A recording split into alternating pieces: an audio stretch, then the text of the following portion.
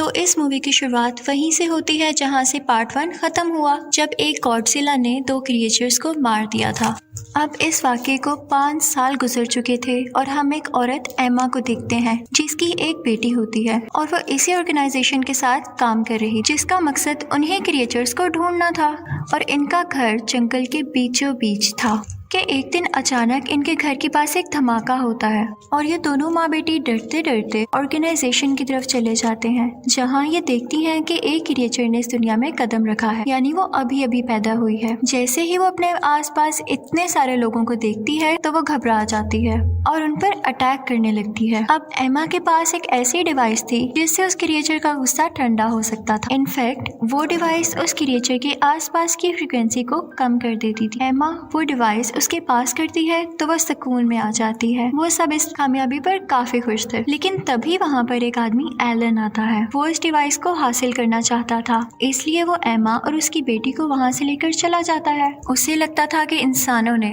इस planet earth का बिल्कुल ख्याल नहीं रखा और नेचर के साथ छेड़छाड़ की है। वो चाहता था कि क्रिएचर्स को वापस जमीन पर ले आए। वो एमा को और उसकी बेटी को किसी और मुल्क में उसी ऑर्गेनाइजेशन की दूसरी ब्रांच में ले आता है, जहाँ एमा की ऑर्गेनाइजेशन के खिलाफ मीटिंग चल रही थी और इसी ऑर्गेनाइजेशन के और भी साइंटिस्ट यहाँ पर थे। वो चाहते थे कि हम नेचर की हिफाजत करें। उसी ऑर्गेनाइजेशन के लोगों में से एक डॉक्टर को पता चलता है कि एमा और उसकी बेटी को किडनैप कर यहाँ पर लेकर आया गया है। वो ये सुनते ही एमा के एक्स हस्बैंड के पास जाता है और इनफैक्ट वो डिवाइस भी इसी ने बनाई थी। डॉक्टर उसे अपने मिशन के बारे में बताता है, लेकिन वो हरगिज़ नहीं मानता। फिर वो उसे बताता है कि इससे तुम्हारी बेटी और तुम्हारी बीवी वापस आ सकती। तो काफी मनाने के बाद वो मान जाता है और फिर वो समुंदर के नीचे अपने कंट्रोल रूम में चले जाते हैं। जहाँ जहाँ इन लोगों की ऑर्गेनाइजेशन की ब्रांच थी, वहाँ वहाँ इन लोगों ने एक एक क्रिएचर को ट्रैप करके रखा हुआ था। अब ये यहाँ पर इसलिए आए थे ताकि वो इस क्रिएचर को ट्रैप कर सकें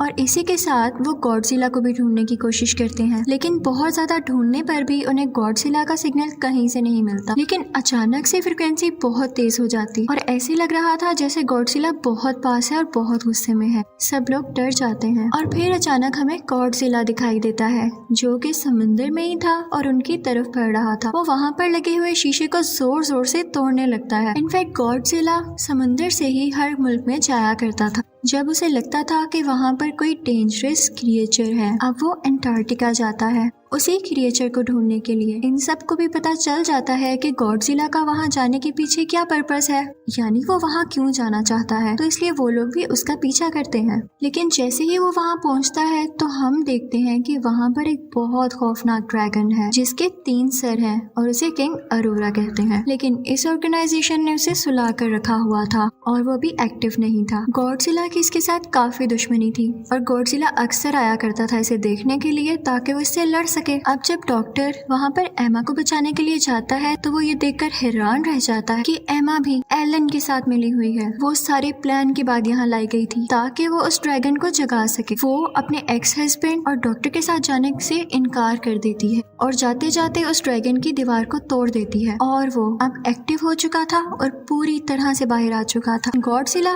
को तो इसी बात का इंतजार था तो वो आगे बढ़ता है ताकि वो उससे लड़ सके। दोनों की काफी फाइट होती है और फिर उसके बाद वो मॉन्स्टर गॉडजिला को गिराकर अब बाकी लोगों की तरफ आता है। एमा जब ये सब कुछ देखती है तो वो सोचती है कि इस तरह तो काम बिगड़ जाएगा, तो वो अपनी डिवाइस को ऑन करती है और उस मॉन्स्टर का गुस्सा ठंडा करती है और इसीलिए वो मॉन्स्टर किसी को कुछ नहीं कहता। और फिर एमा एलन के साथ यहाँ से चली जाती है। दूसरी तरफ वो लोग भी वहाँ से निकल जाते हैं। अब ऑर्गेनाइजेशन के लोग उस मॉन्स्टर के पीछे थे ताकि उसे ढूंढकर खत्म कर सकें, लेकिन तभी एमा उनको वीडियो कॉल करती है। वो कहती है कि मैं तुम लोगों को बताती हूँ मैं दुश्मनों के साथ क्यों मिली।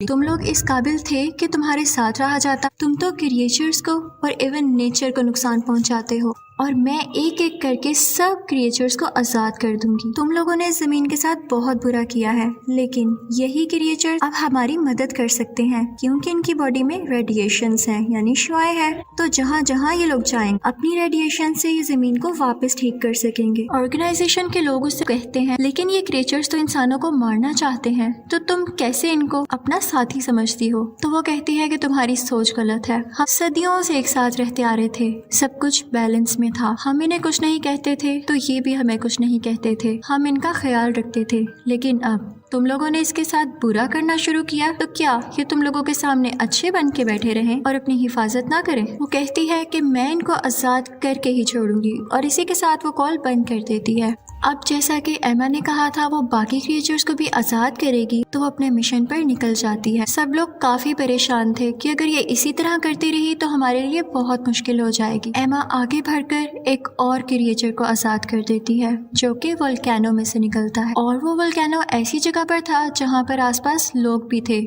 यानी पूरा शहर बसता था। वो बिल्कुल बेरहम हो जाती है, किसी के बारे में कुछ नहीं सोचती, बस उसे क्रिएचर्स आजाद करने थे। ये क्रिएचर जो अब वोल्केनो से निकला था बहुत ही बड़ा था। आर्मी अपने जहाज से इस पर काफी अटैक्स करती है, लेकिन ये आगे से उनको गिराने ही वाला होता है कि वो डर के वहाँ से भाग जाता है क्योंकि वहाँ पर किंग मॉन्स्टर आ चुका था जो कि मैंने सबसे पहले समंदर में आजाद किया। उन दोनों में काफी लड़ाई होती है और क्योंकि किंग ड्रैगन काफी ज्यादा पावरफुल था तो उसे काफी जख्मी कर देता है। अब वो बढ़ता है ऑर्गेनाइजेशन के लोगों की तरफ। वो उन पर अटैक करने ही वाला होता है कि समंदर से गॉडजिला बाहर आता है और उल्टा उस पर अटैक कर देता है। गॉडजिला उसके 3 सर में से एक सर उतारकर फेंक देता है। दोनों में काफी ज्यादा लड़ाई होती है और ये लड़ाई रुकने का नाम ही नहीं ले रही थी। हर तरफ तबाही मच जाती है और लोग भी काफी डरे हुए थे, लेकिन उन्हें गॉडजिला पर यकीन था कि उसी वक्त ऑर्गेनाइजेशन को आर्मी बताती है कि जब वॉर हो रही थी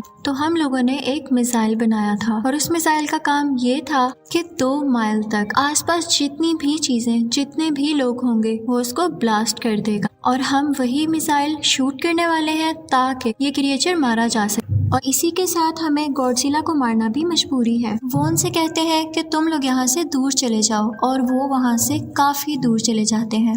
अब आर्मी समुद्र में वो मिसाइल फेंक देती है और बहुत बड़ा ब्लास्ट हो जाता है। इसमें गॉडजिला काफी जख्मी हो जाता है और दूर जाकर गिरता है, लेकिन हम देखते हैं कि मॉन्स्टर यानी उस ड्रैगन को कुछ भी नहीं हुआ, बल्कि इन लोगों ने तो उसकी मदद की थी गॉडजिला को मारकर। और उसके बाद वो वोल्केनो पर जाकर बैठ जाता है, जिसके बाद वो अपना सर दोबारा से ग्रो कर लेता है और इसी के साथ वो सिग्नल्स देता है जिसकी वजह से दुनिया में मौजूद सब के सब क्रिएचर्स जाग जाती हैं। अब ऑर्गेनाइजेशन वाले काफी परेशान थे क्योंकि इस किंग मॉन्स्टर यानी ड्रैगन को इतने बड़े मिसाइल से भी कुछ नहीं हुआ था, तो इसका ये मतलब था कि ये बहुत पावरफुल था और इसे कैसे हराना है वो रिसर्च करने लगते हैं। तो उन्हें पता चलता है कि ये जमीन का क्रिएचर तो है ही नहीं, बल्कि ये एलियन है जो कि दूसरी दुनिया से आया है और इसीलिए गॉडजिला इसको मारना चाहता था क्योंकि गॉडजिला ऑलरेडी से यहाँ का किंग था और वो नहीं चाहता था कि कोई और उसकी जगह ले। अब बाकी क्रिएचर्स भी आने लगे थे और इसी के साथ वो क्रिएचर भी आ जाती है जो हमें मूवी के स्टार्ट में दिखाई गई थी, जो कि उसी ऑर्गेनाइजेशन में पैदा हुई थी।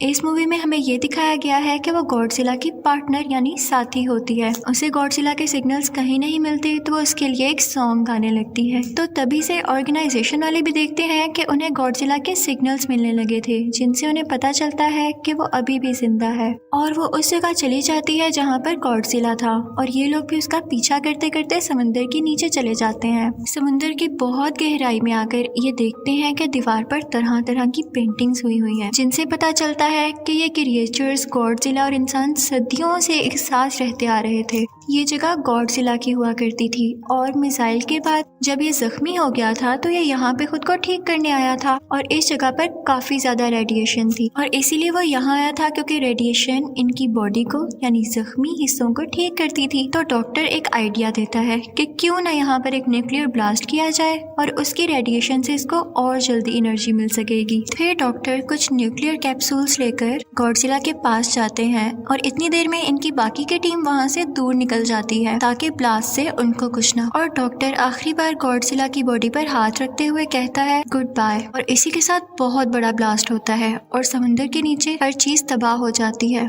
इससे गॉडजिला को बहुत ज्यादा एनर्जी मिल चुकी थी और इसी के साथ एमा की बेटी वो डिवाइस उठाकर माइक पर लगा देती और उसकी फ्रिक्वेंसी हाई कर देती है ताकि आसपास जितने भी क्रिएचर्स हैं वो इसको महसूस करके सुकून में आ जाएं। लेकिन किंग मॉन्स्टर यानी ड्रैगन इस बात को फील कर लेता है कि किसी इंसान का ही काम है और फिर वो उस लड़की के पीछे जाता है ताकि उसे मार सके। लेकिन गॉडजिला फौरन से वहां पर आ जाता है और ये लोग भी मुसलसल गॉडजिला की हेल्प कर रहे थे ताकि ये किंग मॉन्स्टर को हरा दे। लेकिन अभी भी गॉडजिला इतना पावरफुल नहीं हो सका रहा था कि वो उसको हरा सके। और किंग मॉन्स्टर गॉडजिला को मारने ही वाला होता है कि पीछे से गॉडजिला की पार्टनर यानी वही क्रिएचर आ जाती है और किंग मॉन्स्टर पर हमला कर देती है। लेकिन एक और क्रिएचर आ जाता है और उसे रोक देता है। अब यहाँ इन दोनों की भी फाइट हो जाती है और गॉडजिला की पार्टनर क्रिएचर उसको मार डालती है और फिर वो आती है गॉडजिला की तरफ। अब लकीली आसपास की रेडिएशन से गॉडजिला का एनर्जी लेवल काफी ज्यादा होता जा रहा था, लेकिन वो जख्मी था तो वो उसको हरा नहीं पा रहा था।